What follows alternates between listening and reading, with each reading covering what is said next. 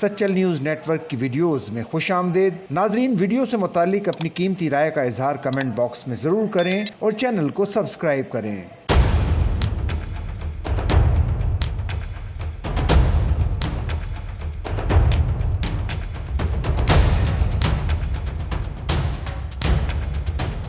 ملک کے سب سے بڑے شہر کراچی، جو کہ ہر لحاظ سے ہمیشہ سرخیوں میں رہا اور خاص طور پر کرائم کی وارداتوں کے بارے میں تو آئے روز اضافے کا پیغام ہی سنائی دیتا تھا، پر اس بار